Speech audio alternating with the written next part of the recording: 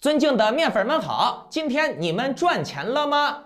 在这种行情之下啊，没亏钱都算不错的了啊。在节目开始之前呢，我想要先回复一下我在上期节目中说过的，你把10万优的这些钱存到银行里面，每个月还能拿2000多人民币的利息。我当时的原话是，你在各个国家，你有这么多钱，你都能把钱存进去，拿到一个不错的利息。我也不知道有些人是故意挑刺儿还是什么意思啊？说面具人，我让把 U 直接存到中国的银行里面拿人民币的利息，说这样做是不可能的。哎呀，哈哈哈哈，面具人我都想笑啊！我上期节目说这个话的前提是你有这么多的钱，你存在任何一个国家的银行都能拿到不错的利息的。而且我在讲这句话之前，我已经举过例子了。我说你有这么多钱，你可以开包子铺、开奶茶店、炒面店，在中国、在澳洲、在英国开都可以啊。10万 U 只是一个计数单位 ，OK， 它可以是人民币，可以是美元，可以是英镑，懂了吗？这些人还给我扣帽子，说我反中。面具人，我什么时候反中了？又说我是故意让把 U 存到中国的银行去，那你觉得中国的银行有没有直接存 U 的这个服务吗？老观众可以给我做个证啊！我什么时候反过中反过华？我曾经还苦口婆心的出了大量的心理学节目来剖析中国人的一些思维误区和心理上的一些问题。而我呢，也是一直反对欺软怕硬的，我是坚决反对欺负弱小的。面具人，我是反共反习，结果呢，就让这些五毛给我扣帽子，说我反华反中了。面具人，我就感慨呀，现在的这些五毛都进化了啊，会用繁体字装台湾人了啊。老观众们都知道我是反共，我反习近平，可是到了五毛这儿就成了我反华，我反中了。而且在台湾人的语言习惯里，也都是喜欢讲反共、反共产党的，很少有台湾人把反中、反华挂在嘴边的，是不是？来，台湾观众可以给我留言做个证啊，打1给我留言做个证，我说的这个话对不对？我给你们说啊，这台湾人啊，他跟你大陆人无冤无仇的，跟你中华人、中国人没有什么仇恨，他为啥要反你啊？是共产党要搞他，他反的是共产党。我说这话说的对不对？这些五毛大外宣啊，他就是要把中国人和共产党给你绑死，让你党国不分，他就要让你觉得你反共了，你就是反中国人，反中反华了。共产党倒了，中国人就都会死，都会被美帝国主义给奴役。是共产党养活了14亿中国人，而不是14亿中国人靠他们的勤劳，靠他们的工作，靠他们的开店做生意，养活了9000万党员，让这些官员们的情人小三二奶都有钱去西方帝国主义生活。那习近平不就是吗？他全家的亲戚都在国外啊，就习近平和彭丽媛在国内捞钱，他女儿、他哥、他姐、他弟、他妹全都在国外。习近平在中国欺压人民，压榨奴役中国老百姓，还蒙蔽中国人的思想，连看个世界杯都不给你看观众席，他动不动就告诉你台湾人是美国人的走狗呀，美帝国主义亡我之心不死呀，你们今天的生活贫穷，你们的苦难都是美国人造成的，都是台湾人境外势力造成的。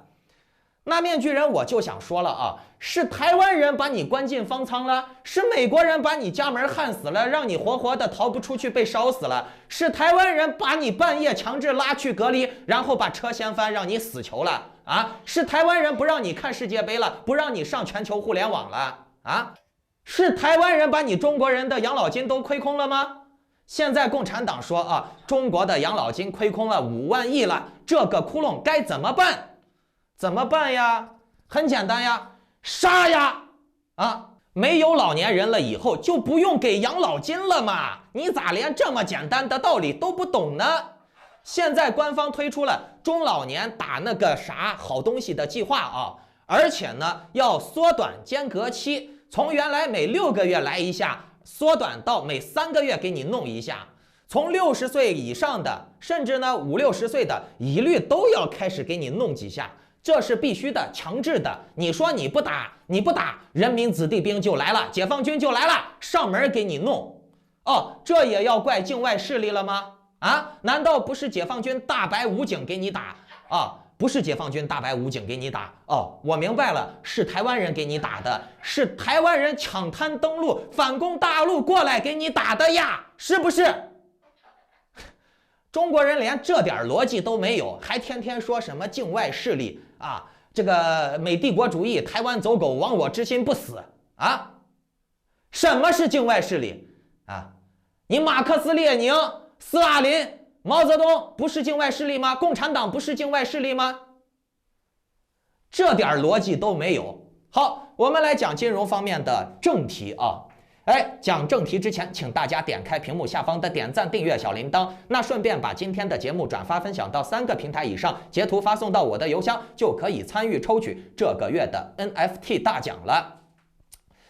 比特币前几天好不容易站上了17000美金，然后呢，没有几天又掉回了16000多。而且面具人，我告诉你们啊，现在比特币高位套牢的人太多了。套在4万多的这个价位区间的人有70%多，剩下的20%、30%有在更高位的，也有在2、3万的。总之呢，现在比特币的拉盘成本风险是非常高的啊，而且这种加密货币现在的信誉啊也是烂到谷底了，也导致了外部的人、不熟悉这行的人，或者是略微有点知道。曾经想要进场、有过动容的人也不敢进场了，所以在这种情况之下啊，拉不上去是肯定的。现在有太多的优质投资可以选择了，全世界都放开了啊，你也可以开店呀，餐厅、旅馆，是不是？旅行社啊，住宿都可以弄啊，你甚至开个给手机贴膜、卖手机壳的店都可以，对吧？投资又不大啊，或者呢，你买国债。买理财、存银行，你都是一个稳定且能盈利的、没啥大风险的好事情啊！你说我为啥现在必须要投比特币呢？投以太坊呢？而且投这些项目，他拿的利息也并不见得比国有银行要高多少，甚至还不如国有银行。还有，你说机构能拉盘，机构它现在一个个的自身都难保了。现在最大的机构之一灰度，它自己都有可能爆雷了。灰度的负溢价率又攀升了啊！它现在的负溢价率为 BTC 负的47.2个百分点，以太坊是负的50.37个百分点啊，比咱们上期节目说的负溢价率又增高了。我上期节目是怎么说的？我说这个负溢价率啊，它的数字越大越不好。短短的2天时间啊，这负溢价率又涨了好多，这个数字又扩大了，等于说灰度里面的那些投资人呀、资产持有人，他们的财务、他们的财产又缩水了。灰度啊，它是个信托，就是把你的比特币存给他，或者把你的美金存给他，然后他给你一些通证，比如 GBTC， 还有他自己发行的那个以太坊的权益证啊，这就相当于说是一种股权。理论上来说，它是和比特币或者以太坊和你投资的币种是1:1的。然后呢，你可以分几年拿分红，慢慢拿回来，但是你是不能一次性赎回的。也就是说，灰度玩的这个资金盘，它的玩法是骗傻逼的，你只能进不能出，除非有人愿意交易你的通证股权啊，比如他把你的 GBTC 给买了，否则呢，你的这个权益证也没啥用，就是一张废纸，懂了没？而且他现在的这个权益证的负溢价率已经来到了-50%了，那就相当于我给你们举个例子啊，比如说你之前是在4万多买的他的比特币信托，然后呢，现在比特币跌到了16000了，你本身你的4万多已经腰斩了1半多了，然后呢，你现在的 GBTC 要变现16000多的现价1:1，你还要折一个负溢价率的-50%，也就是说16000折下来，你只能拿回来8000，懂了没？那面具人我就想说了，这它不是信托吗？不是稳定的资产管控吗？那怎么能负溢出来了50%了？这都腰斩了呀！这些钱呢跑哪儿去了？杠杆率已经来到了1.5倍了啊！当年 FTX 暴雷的时候也是只有1.7倍的杠杆率啊！你灰度已经越来越接近这个极限红线了，而且人家交易所还有一定的这些收费服务，你这个灰度呢纯粹是钱倒钱，你50%的这个负溢价率，你能扛多久啊？各位观众。网络理财就是这样的，你贪人家的利息，人家要你的本金。目前灰度各方面的债务情况都不公开啊，那这是为什么呢？原因很简单呀，这些东西是不能公开说的，他们也不是这样进行的。如果一定要公开的话，那结果就不好说了啊。咱们习主席不也是这么说的吗？中国的很多事情是不能公开的，一旦公开的话，那结果就不好说了，人民就要拿白纸上街闹事儿了。你看中国人过得可怜的，好好的待到家里，2半夜给你拉出去，然后呢车翻了，人没了，或者呢给你拉到那个什么方舱去，给你把门焊死啊，发水灾了，发火灾了，水深火热了，你又逃不出来啊！看个世界杯都不让你看世界各国人民的精神面貌，都不让你看世界各国人民的这些五颜六色的打扮。你就只能看到孤零零的一个球场，那还有什么气氛啊？那就是不能公开嘛。一旦要公开了，那结果就不好说了。灰度目前的负溢价来到了-50%，而且呢，它的这个负溢价还在持续扩大。你们再联想一下啊，过几天美联储就又要继续加息了啊，万一加个75呢？啊，就算不加75，只加50。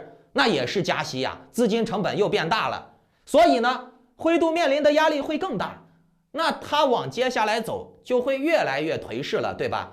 那如果说负溢价率达到了60%、70%，不就相当于崩盘了吗？啊，你比特币腰斩了，然后呢，你这个权益证也腰斩了，那就太惨了，是不是？OK， 我们再来看一下这个加密货币另一个大巨头啊 ，USDT 泰达币。泰达币最近也有骚操作了啊 ，USDT 开启了离岸人民币直冲的功能。嘿嘿嘿嘿嘿嘿嘿，面具人我就觉得搞笑了啊！你 USDT 之前一直说你自己是外国公司、境外势力，不给中国人提供服务，然后呢？现在 USDT 被爆出了抵押物不明、财物有挪用的可能，也有可能它这个抵押物会资不抵债。爆出了这一系列的丑闻之后呢，你现在开启了人民币直冲了啊！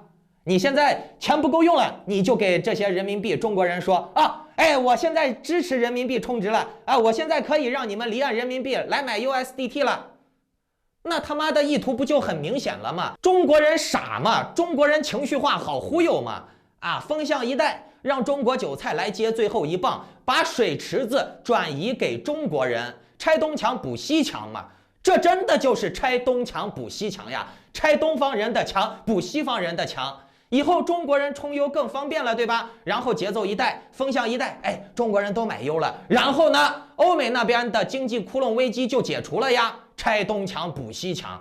那至于你中国人你的资产缩水不缩水？我想说，我靠了！河南银行暴雷，重庆银行暴雷，平安银行暴雷，老百姓存进去的理财、存进去的钱拿不出来，赎不回来，能咋？那不就是直接武警大白给你镇压下去了吗？更何况你买 USDT 呢？